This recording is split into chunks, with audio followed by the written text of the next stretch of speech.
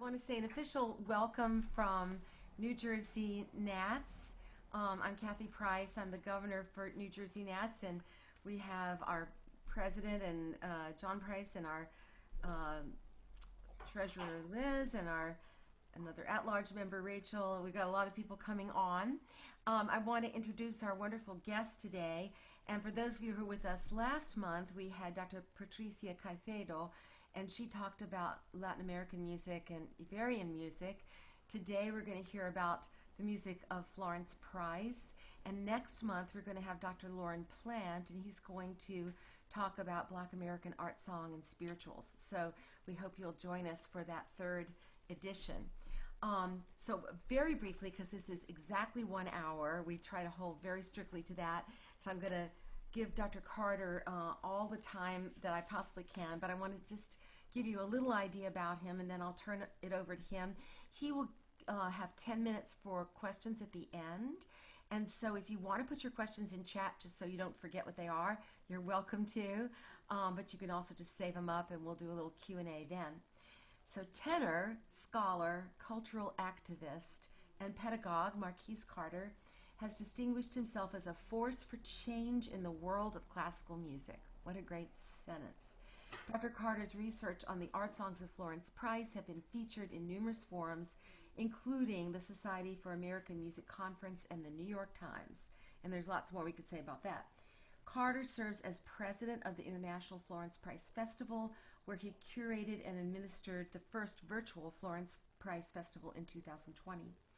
Dr. Carter joined the faculty of Murray State University, as in his background, in 2020, where he teaches voice and music history. Carter was a 2019 NATS intern teaching fellow at the New England Conservatory, and we are very proud, we at Westminster Choir College, such as I am and a bunch of us here, very proud to claim him as an alum. So welcome, Dr. Carter. Thank you so much for this interesting, what I know is going to be a wonderful presentation. And now it is yours. Thank you so much, Dr. Price. It's so great to visit New Jersey, even virtually. It's great to be back, and I'm looking forward to the day, hopefully, when I can see and meet some of you in person again, and to see so many familiar faces, Dr. Arneson, Jonathan Price, Rochelle Ellis. I see all these wonderful people. So thank you all for being here. So it's my pleasure today to share with you some of my research on Florence Price, and I hope that by the end of this presentation, you'll have an idea of the breadth of types of songs that Florence Price wrote, the variety of her style, and hopefully we'll have time for a really nice discussion about how you could use these songs for teaching purposes, and perhaps think about what are the next steps to make this music more accessible. So let me share my screen.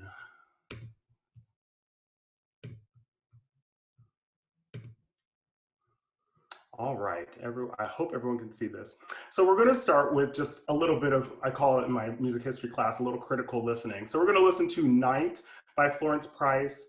And I typically, I don't know if it'll work in this environment as a talk back, but I want you to listen to it and think about what composers this song reminds you of.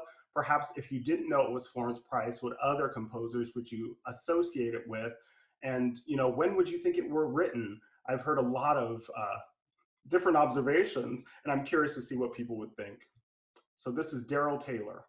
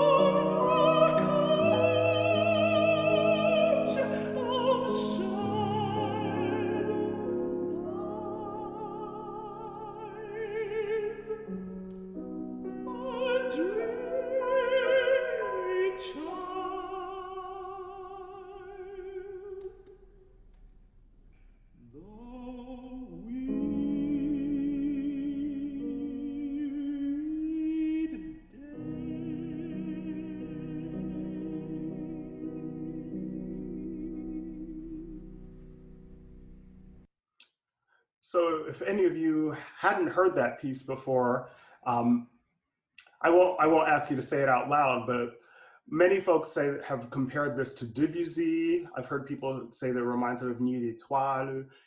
Some people say it reminds them of sort of a nocturne or like a texture of a Chopin piece. Um, but there's something uniquely Florence Price about her setting, her ability to marry this sort of impressionistic harmonic structure with a sweeping operatic vocal line, and all within the context of an American poem.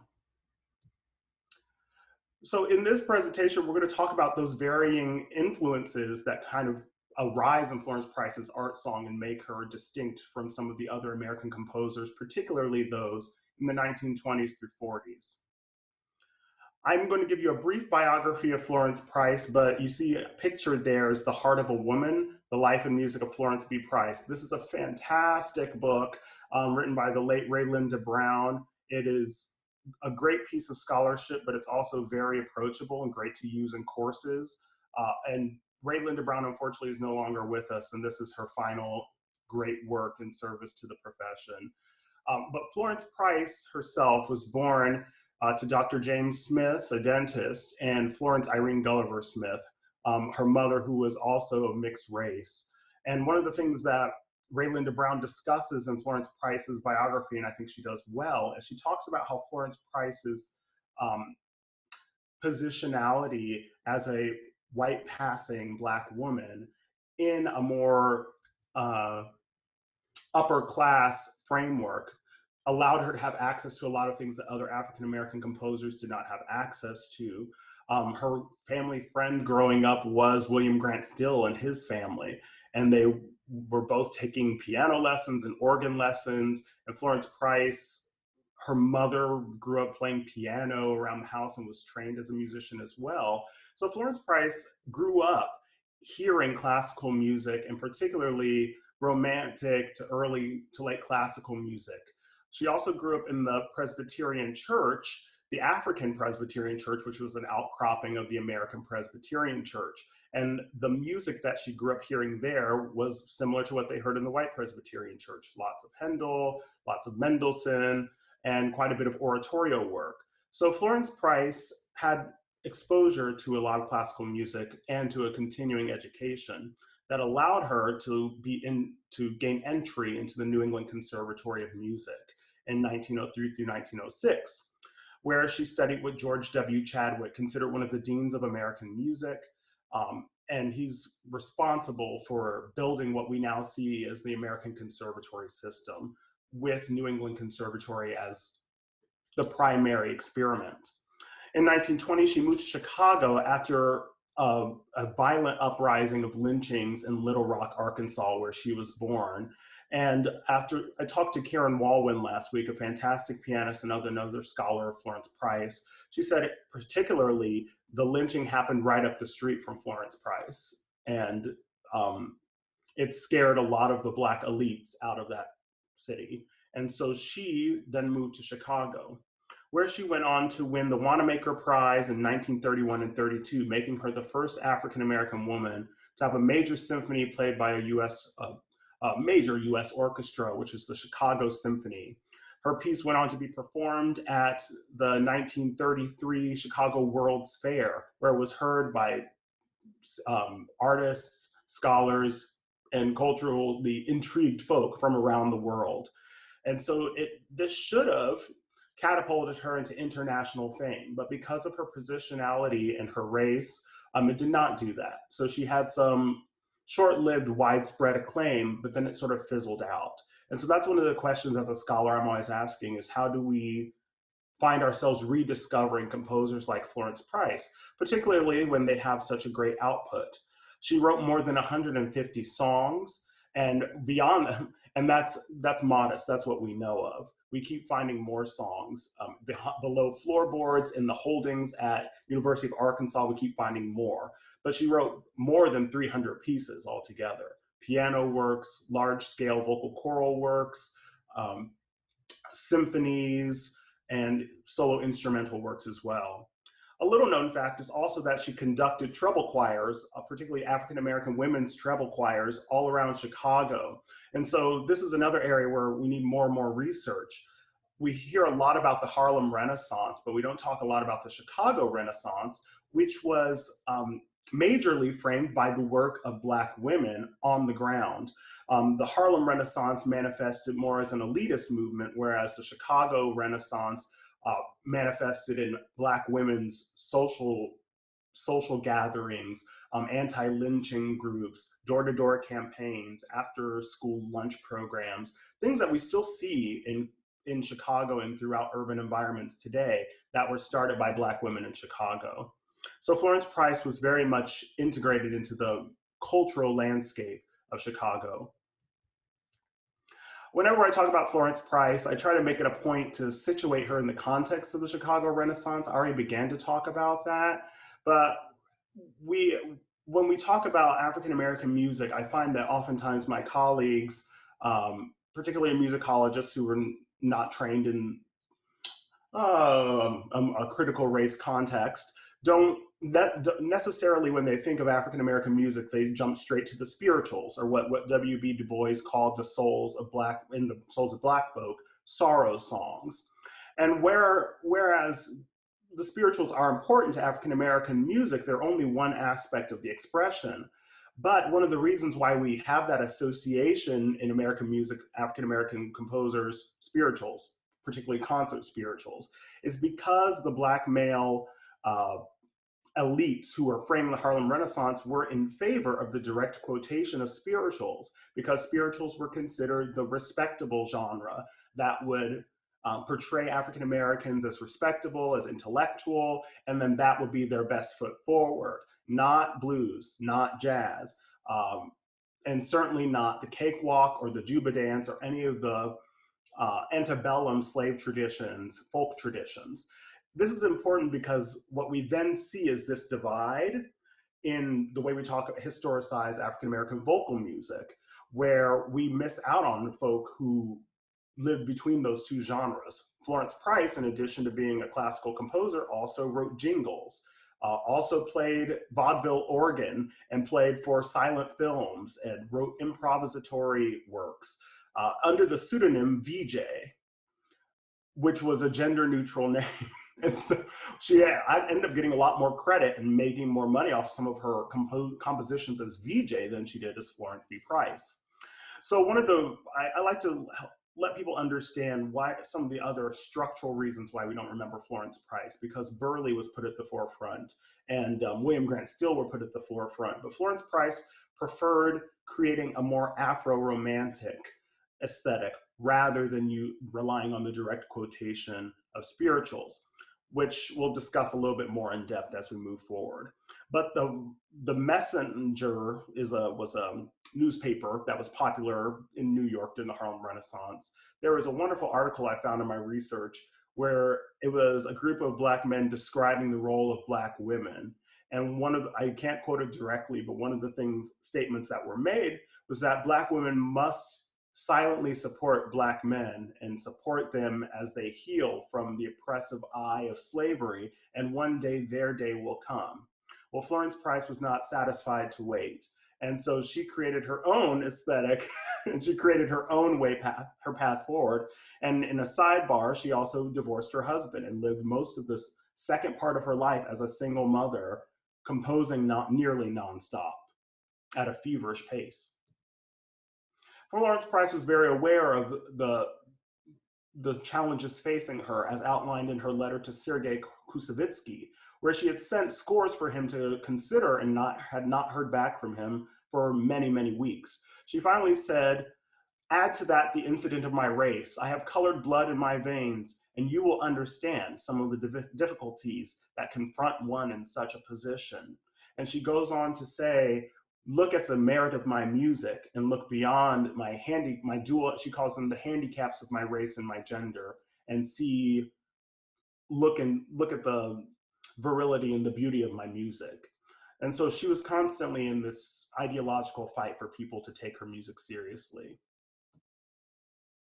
So I'm going to go through this a little quickly, but Dr. Price is going to share this link. So if folks want to go through and read more of the musicology side, you're welcome to, but I'm sure we want to hear songs. So some of the aphological influences, I talk about aphological versus Eurological influences. Aphological being those influences that have their roots in West Africa, and the philosophies that followed over through the triangular trade, through the diaspora.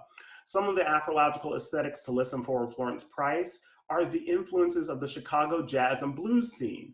She did not see this distinction between the spirituals and the folk traditions, or the high versus low musics. Rather, she wanted to incorporate all of it in her aesthetic. So listen for blue notes, listen for unexpected chromaticism and direct modulations, and coloristic use of harmony. And you can also look for the appearance of antebellum dance traditions. All of her symphonies have some aspect of the Juba dance, which was a highly syncopated dance that had its roots in plantation life. It later developed into what we now know as the cakewalk, which which you might have heard of. I asked one of my students if they'd ever done a cakewalk in elementary school, and they said, yeah. And I said, did you know that was a slave tradition where they used to dress up in suits and put on, it was the one day a year where they could put on their best clothing, and whoever did the dance the best would win the cake. And they said, we didn't know that was a slave tradition. I was like, yeah, it was. So a lot of things come from slavery that we don't even know. And Florence Price incorporated many of these aspects in her music. She was heavily influenced by William Grant Still, particularly his Afro-American Symphony, beautiful piece to listen to, which premiered in 1930. And William Grant Still did directly quote spirituals in that piece, and he used the spirituals as a melodic framework to build upon. And then I talk about Aldrich Adkins' characteristics of 20th century Black art song. Many of you have probably heard of call and response as an aspect of African American music, the idea of syncopation, the ideals of repetition as a manifestation of mounting emotion. So it's not just about repeating things idly, but that with each repetition, there's an increase of emphasis and engagement. And a lot of those things we can see directly through Black preaching traditions, as you could still see if you visited predominantly Black churches today. The use of blue notes, the use of pentatonicism, the appearance of the pentatonic scale, but not just the appearance of the pentatonic scale, but how Florence Price uses quartal and quintal harmonies. So you'll oftentimes see her leaving out thirds and putting fourths from various distant keys together to create these extended harmonies that we're not used to seeing. And that way, Florence Price is more of a modernist than we give her credit for. Oh, I included this graphic of her showing her at the NAM convention. This is I believe it was 1946. My eyes are bad. This is the Pittsburgh NAM annual convention, and I'm trying to see if I can find it. Leave this one up here in the right-hand corner, the number 2, the person at the end, second from the left, is William Grant Still.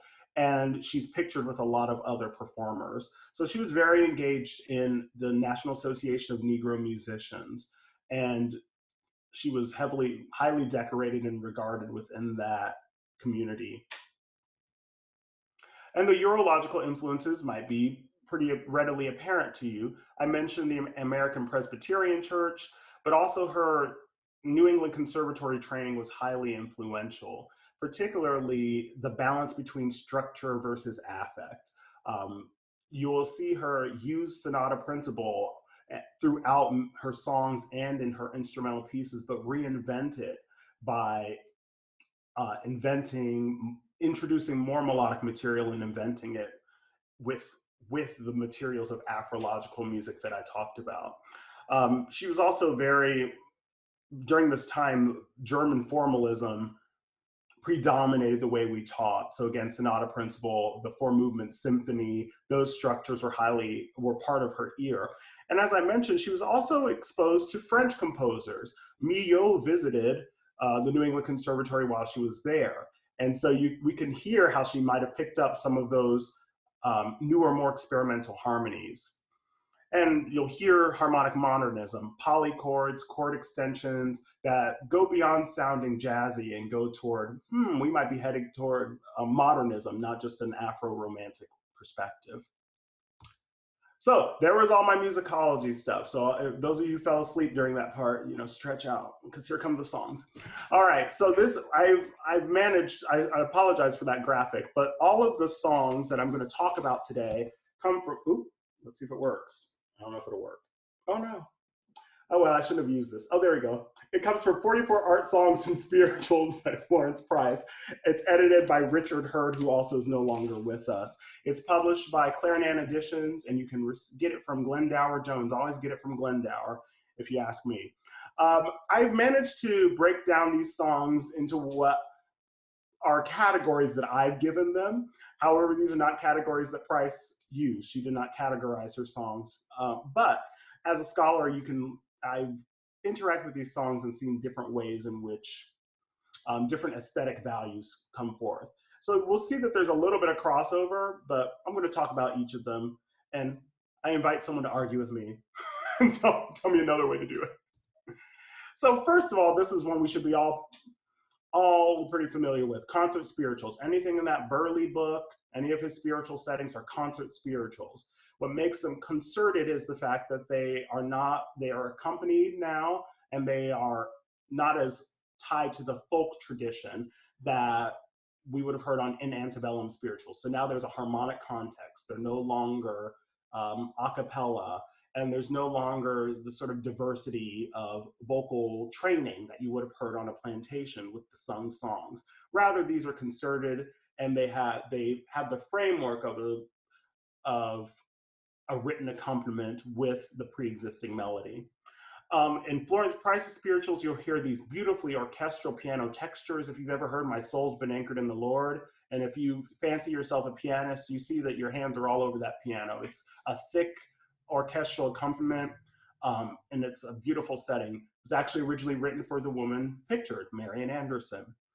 What Darrell Taylor calls operatic sweep, dramatic vocality, Afro-Romantic harmonies. So our traditional romantic harmonies, but with pepperings of pentatonicism, pepperings of winks at juba dance, so on and so forth.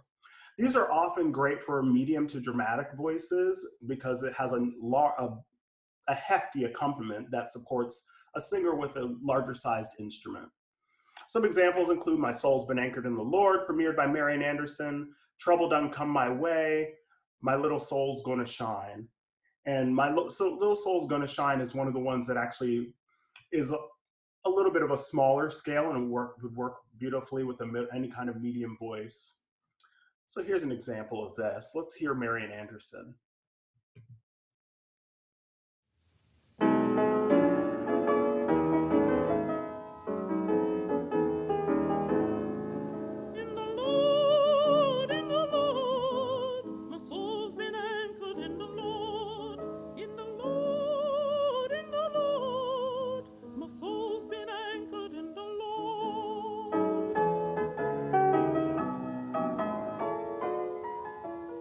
So you can hear the more heavy-handed accompaniment, the more orchestral texture, and then when we get to the end, it has this beautiful dramatic ending.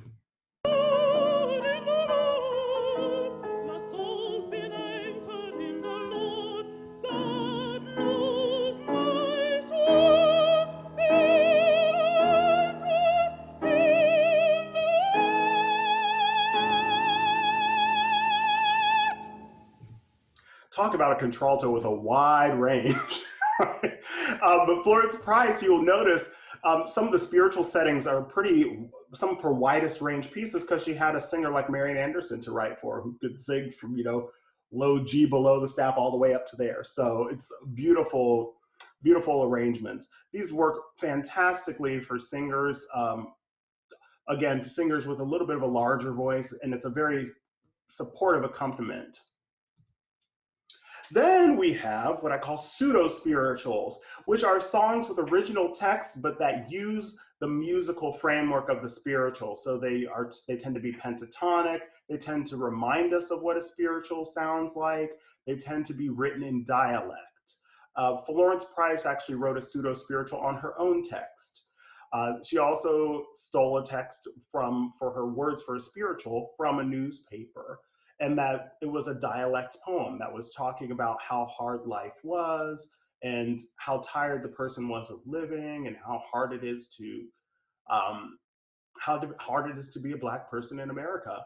And so Florence Price would write these pseudo spirituals as her what I would say are her contribution to the spiritual genre, but with a more modern framework, with a more modern reinvention. These, I tend to only give these, there'll be a few songs in here where I say really only Black, Indigenous, people of color should really sing these songs. And the pseudo spirituals tend to be that way. And I say that because they are speaking from a first person perspective about the Black experience. And so when people ask me, can white people sing these spirituals, there's a really good way to talk about that. Is the person singing, are they speaking from a first person narrative of what's happening? Does it require a Black story or a Black background to really make the poetry speak? And some of these songs don't require that. My Soul's Been Anchored in the Lord is perfectly suitable for anyone to sing. But I always use the example, mother to child. Mama, is master going to sell us tomorrow? Yes, yes. Well, that's a very extreme example, but we probably don't want a white singer to sing that one because that depends on an embodied Black experience for the text to really speak. And then, of course, it just sounds insensitive. we wouldn't be accepting of that in the 21st century. So 2 examples are Words for a Spiritual and Resignation. So let's see, I think I'm going to have to pull that one up. Let's see, words. There it is, Words for a Spiritual.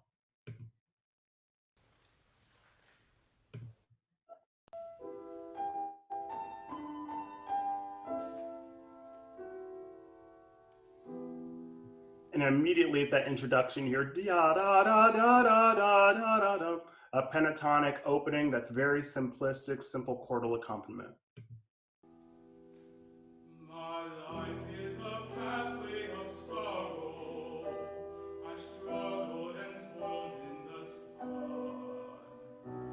with hope that the tide of tomorrow.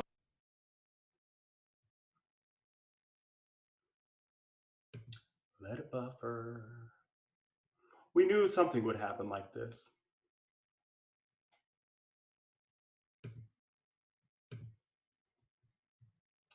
Okay, well, let me refresh.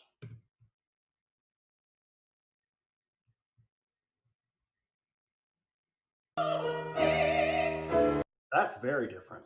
Okay, Words for a Spiritual, part 2. Let's try it again.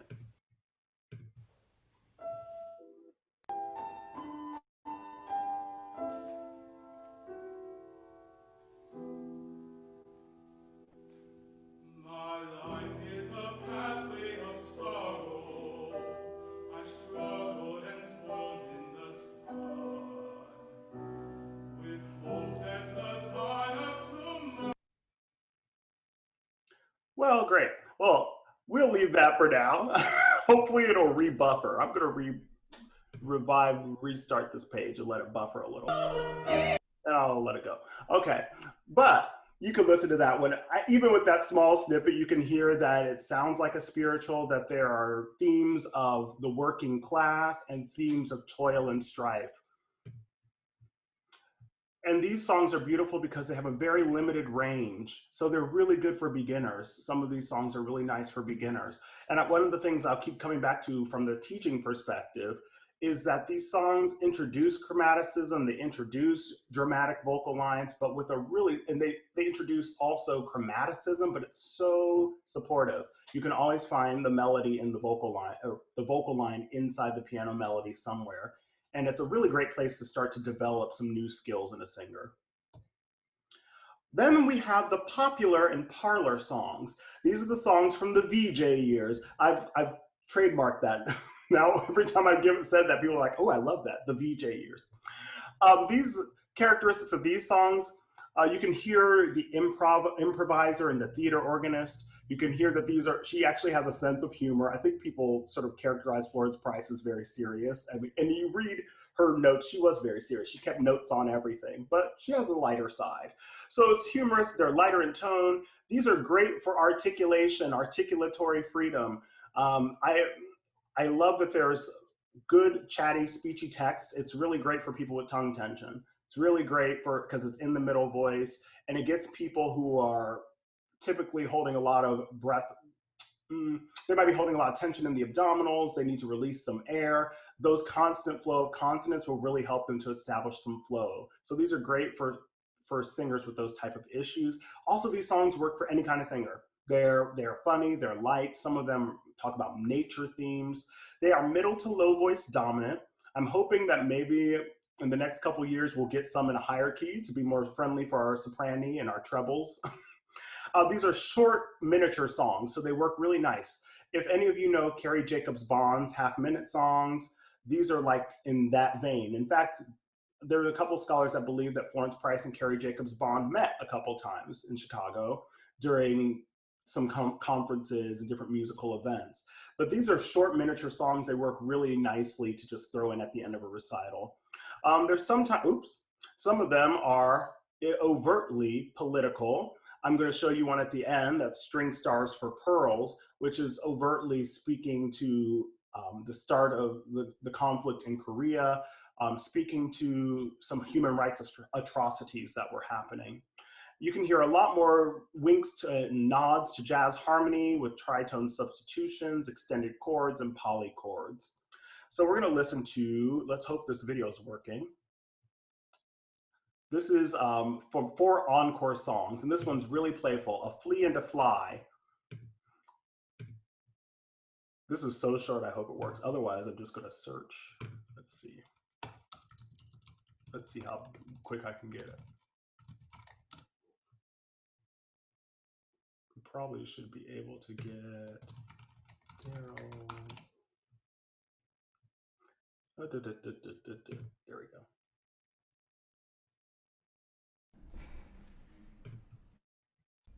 A flea and a fly and a flew imprisoned, so what could they do? Said the fly, let us flee. Said the fly, let us flee. Said the flea, let us fly. So they flew through a fly and a flew. So a whole song practicing fricatives and liquid consonants. Flea and a fly and a flew were in prison, so what could they do? Said the fly, let us flee. Said the fly, let us flee. Said the flea, let us fly. So they flew through a flaw in the flue. So talk about how fun that is. And it's great for kids too. So if you have younger singers, these are really fun, playful pieces. Let's bring that back up. Don't You Tell Me No is a beautiful one. Unfortunately, it's only available in manuscript form, but as I'll be showing you, I'm gonna hope that this works. But you can kind of see these songs are pretty easy to read from score. And if I could get closer up without my silly background, you can see that you can read all the words. A pianist can easily play from these. In fact, I performed mine from a manuscript just like that. And I'll talk about how you can order those toward the end. Don't You Tell Me No is so sweet. It's a love song. It's very Tin Pan Alley in flavor. And you can listen to that on Christine Jobson's album, where she features a lot of the popular and jazz-inflected songs. Don't You Tell Me No, My Little Dreams, Lethe, and also these are great because they sit a little higher. So these are better for your treble singers. Then we're getting into the meat and potatoes of what I love, the art songs. These are so rich in musical material, and really when you listen to the art songs, you can't think it's anyone else. I've divided these into 2 different kind of musical frameworks. So there's the impressionistic art songs. These songs have some of the characteristics of Milhaud and the Les composers, sort of pushing the boundaries of how harmony works. They're not necessarily diatonic. They're more about using harmony in a coloristic way, which also ties into sort of Afrological aesthetics. These tend to be higher register friendly, yay. I promise not all of them are in the chest voice. Chromaticism, lots of whole tone scales, but again, with supportive accompaniment. They're great for building musicianship. I give these to students who need to work on ear training. And I love that they're still supportive, but they introduce some particular issues. I think the one in April Day I'm sharing, but the Moon Bridge, for example, you have to sing the same melody, but in different harmonic frameworks. And so it's teaching you how to tune it against different scales. There are a lot of top-down melodic shapes, which we know are great for building head voice dominant production, bringing down the CT dominance as you go down. It's semi-quaver accompaniment, so there's a support. Something about having continuous semi-quaver accompaniment helps folk to pace out their breath. It helps them to phrase more easily, and it helps singers who tend to hold their breath to really use it up. So I love those kind of continuous accompaniments because it helps students to build a sense of their interior breath management. There's a lot of clever text painting and illustrative accompaniments, and there are textual themes that include nature, dreams, fantasy, love, and all the like. So we're going to listen to An April Day. And the video I'm attempting to share is from the 2019 Georgia Southern University Celebration of African American Music. So while I was at Georgia Southern University, we had a whole recital where we featured mostly songs from this book, from Richard Hurd's book. And to my knowledge, this is the only place where you can find a recording. So I'm pretty proud of my students, but these are student singers, and I did that on purpose so y'all can hear how a beginner approaches these without any recordings or any pre-existing knowledge. Oh, I think it might work.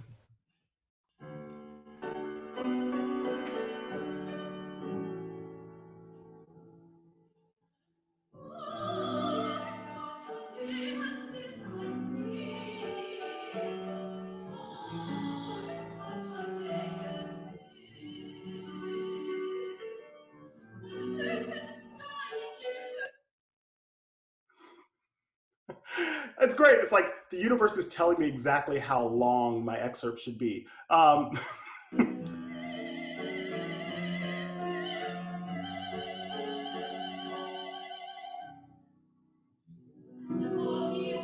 Here's the Zephyrs,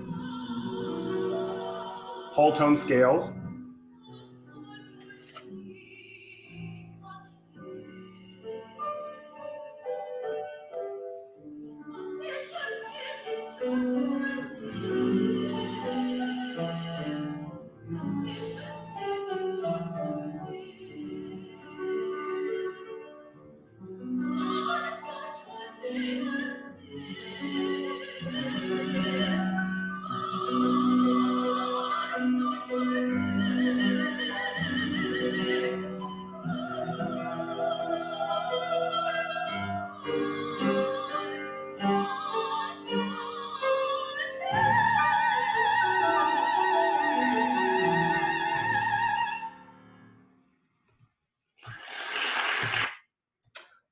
So as you can hear, she did write some things for soprano, yay. And what I love about these songs, you can hear even with the beautiful coloristic accompaniment when she was singing about balmy zephyrs, how those beautiful rolling whole tone scales, they worked, but they didn't seem out of place. They just went straight back into that simple diatonic melody.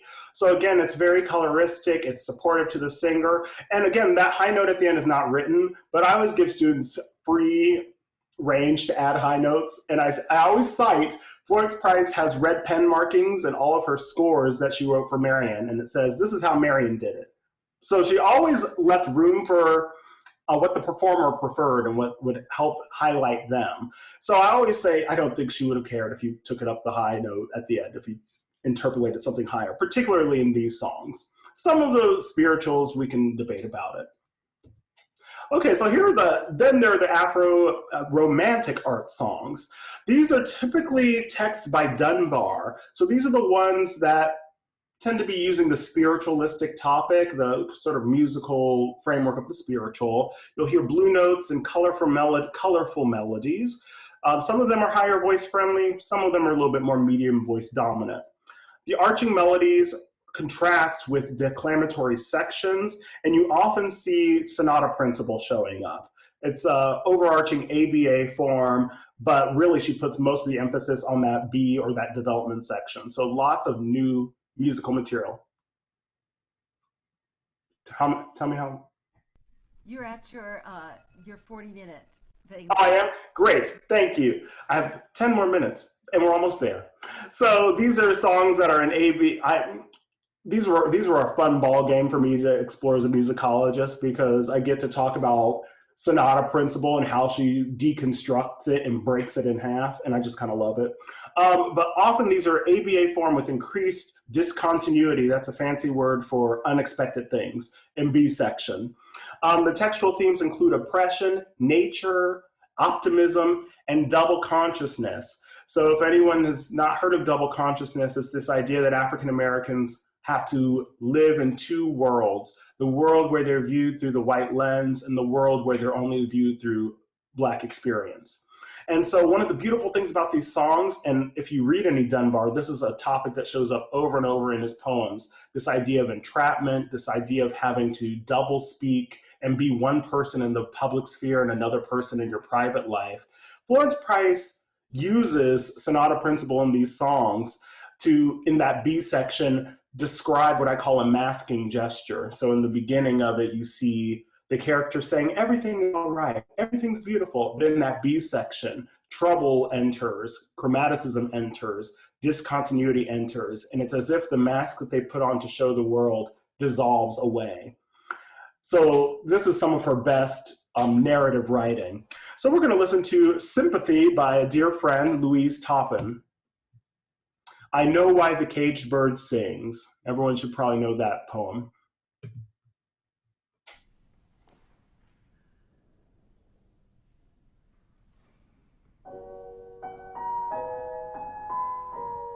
Very simple opening. I know why the caged bird sings, alas, when the sun is bright on the upland slope, when the wind stirs soft through the streaming grass, and the river flows like a stream of glass. It starts simply enough, right? But then we introduce our first moment of discontinuity in this descending chromatic line. Oop, well, we were.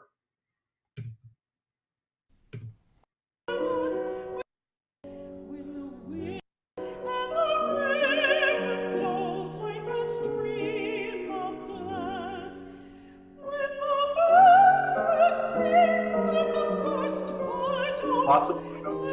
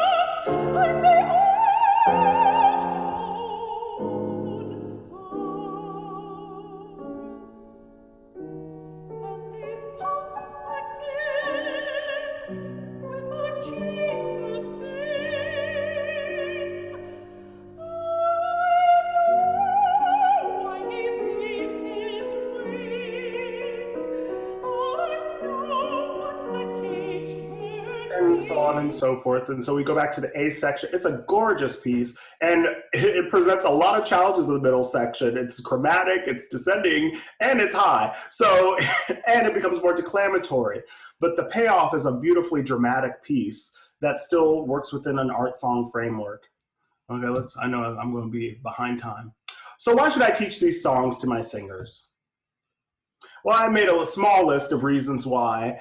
But generally, they're encouraging to lyricism and phrasing. Many, particularly this volume that I'm sampling from. They're middle voice dominant, so they can work with a wide range of beginning singers.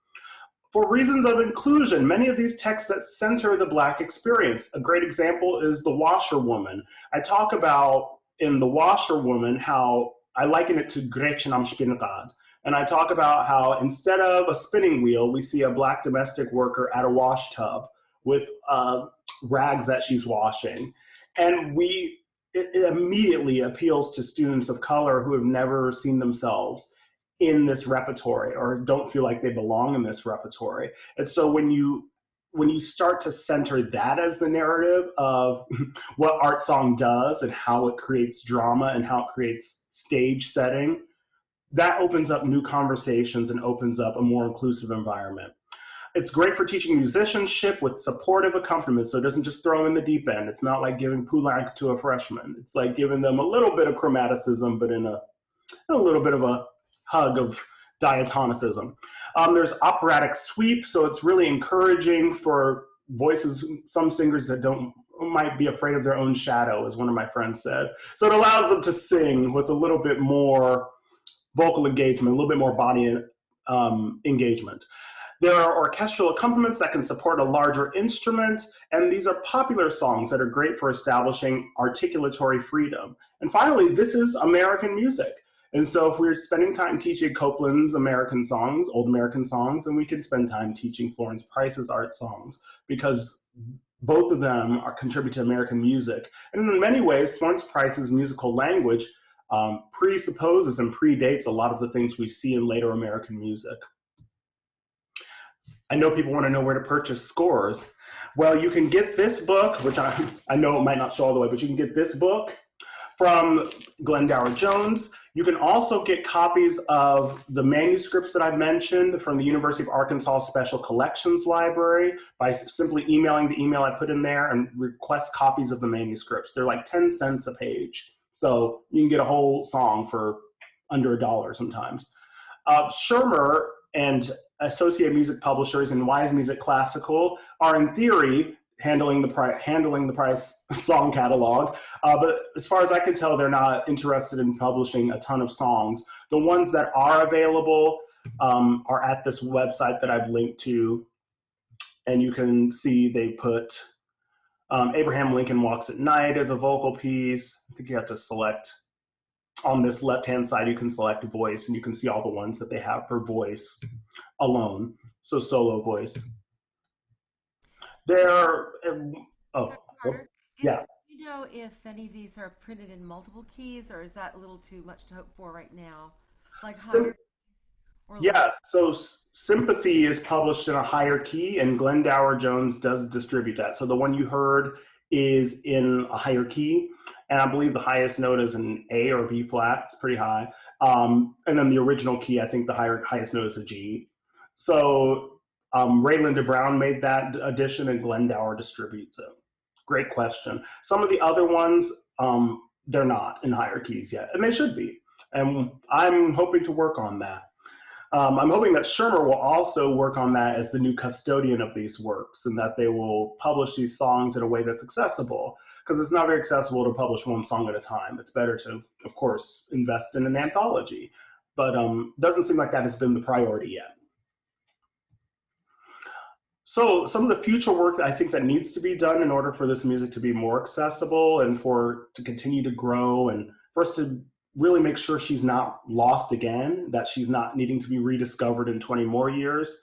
My work at Florence Price, the International Florence Price Festival, is trying to create these performance opportunities so folk can hear the music and engage with it, and we can get it performed more.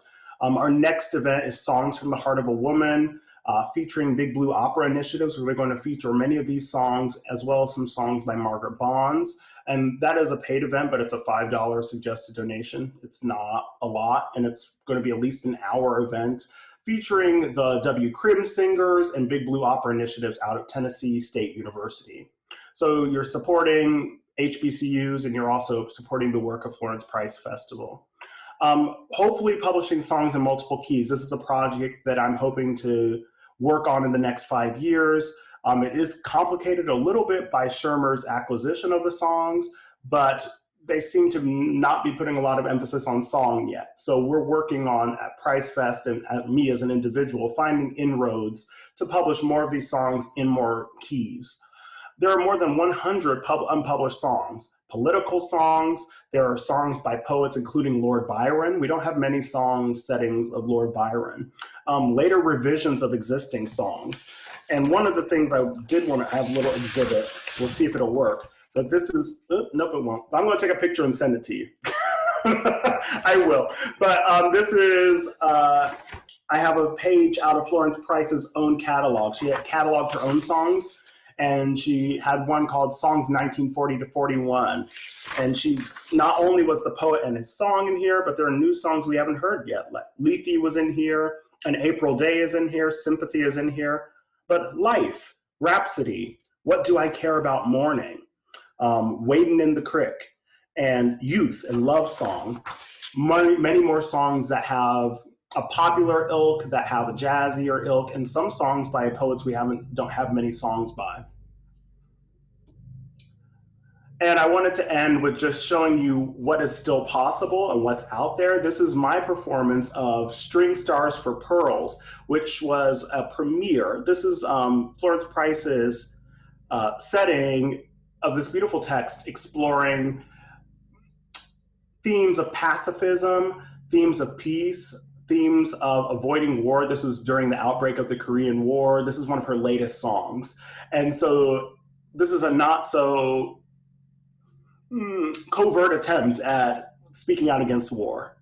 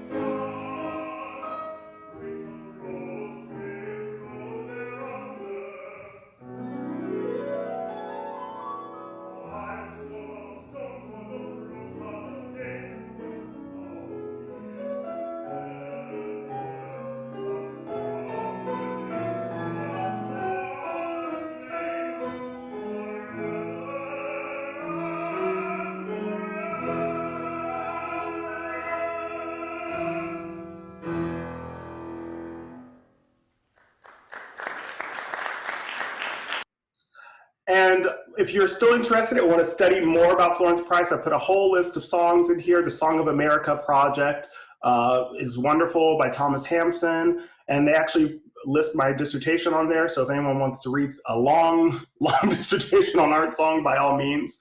And support the African Diaspora Music Project. This is Louise Toppin's project to catalog the music of the African American composers throughout the diaspora in one place. So it's a big, bold project. And then finally, consider supporting International Florence Price Festival. You can watch our entire 2020 virtual festival online, where we featured everything from song to chamber works. And we're hoping to do something in 2021 if we can somehow get normal by 2021. If not, it'll be virtual again. And we'll do it even better than last time.